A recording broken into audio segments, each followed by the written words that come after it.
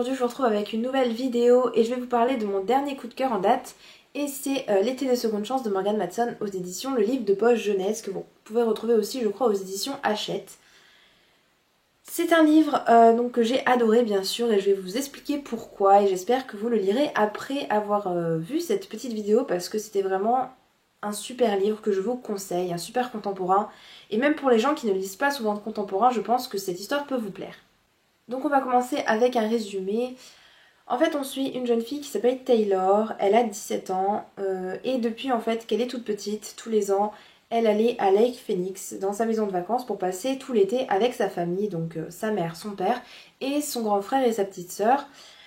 Malheureusement à partir de ses 12 ans en fait ils ont arrêté pour X ou Y raison en fait, on ne sait pas exactement mais c'est les choses de la vie de tous les jours, quand on a un travail par exemple qui nous prend, quand on commence à faire des petits jobs d'été. Et elle a laissé derrière elle du coup des personnes qui lui étaient chères, Lucie qui est sa meilleure amie, enfin en tout cas l'été, et Henri qui était son premier amour qu'elle a eu donc à l'été de ses 12 ans.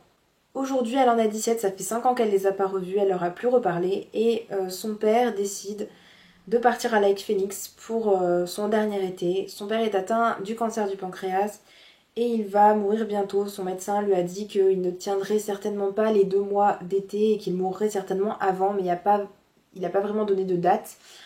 Mais il a à peu près 1 à 2 mois à vivre, on ne sait pas exactement. Et toute la petite famille a donc décidé de partir à Lake Phoenix pour passer ce dernier été en famille, pour pouvoir se reposer, pour pouvoir vivre les derniers instants ensemble. Comme vous vous en doutez, forcément, ça va pas être très très joyeux. Et Taylor, elle va devoir faire face aussi aux personnes qu'elle a abandonnées, qu'elle a laissées derrière elle, auxquelles elle n'a jamais pu reparler. Et est-ce qu'ils vont réussir à lui donner une seconde chance ou pas? C'est un petit peu la grande question de ce roman. Pour les personnages, j'ai vraiment adoré Taylor. Le personnage principal était vraiment représentatif de la fille un petit peu banale et j'ai vraiment su m'identifier à elle. Je me suis vraiment retrouvée en elle. C'est une fille assez simple, qui n'a pas vraiment des tonnes d'amis, qui préfère être plutôt solitaire. Et elle a fait des mauvais choix dans sa vie, elle a laissé derrière elle des gens qui comptaient pour elle sans rien leur expliquer. Elle a toujours préféré la solution de facilité à plutôt la solution où on se confronte à la réalité. Ensuite, même dans sa famille, en fait, elle n'arrive pas trop à trouver sa place.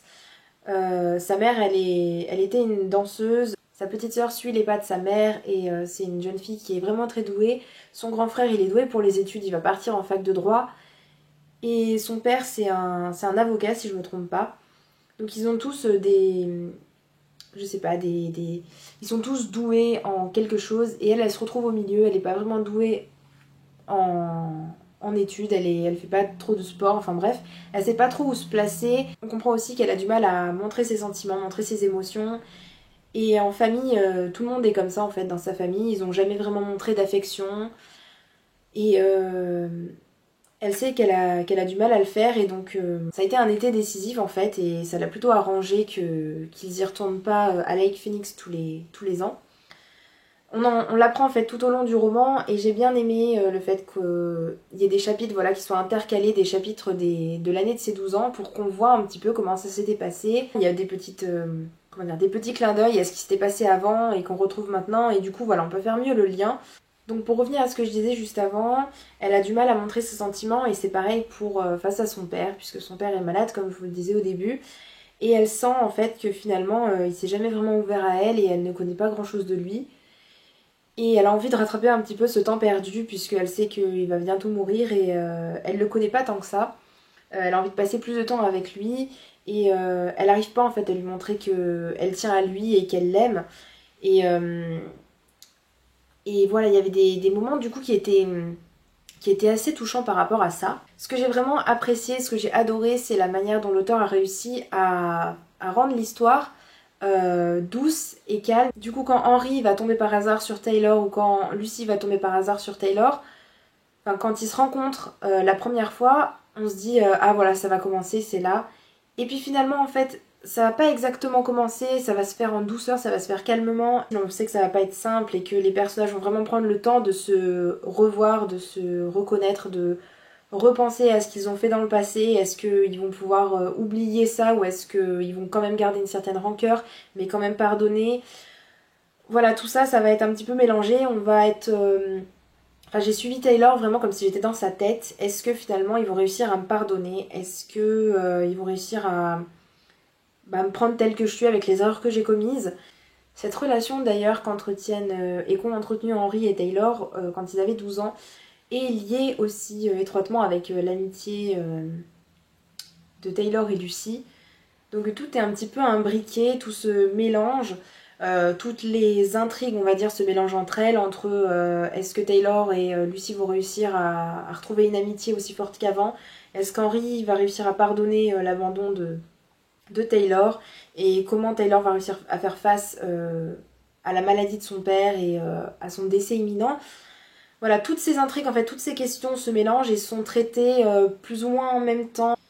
Et ça fait en fait une histoire entière, une histoire complète où c'est pas artificiel et toutes les parties, que ce soit la partie amicale, la partie amitié, romance et un peu dramatique à cause de la maladie du père, tout ça c'est très bien dosé et j'avais peur que ce soit trop dramatique et finalement ça c'est un petit peu en toile de fond et même si on est dans la tête de Taylor et qu'on sait que son père va mourir et que ça fait comme une horloge dans sa tête qui rappelle que il reste quelques jours à vivre, et ça continue, on continue à vivre, Taylor continue à vivre. Pour finir, je dois dire que c'est un roman qui m'a vraiment beaucoup touchée. Et j'ai pleuré plusieurs fois, surtout à la fin. Donc c'est tout pour ma vidéo, j'espère qu'elle vous aura plu. Et si vous l'avez lue, n'hésitez pas à me dire en commentaire ce que vous en avez pensé. Et je vous dis à bientôt dans une prochaine vidéo. Ciao ciao!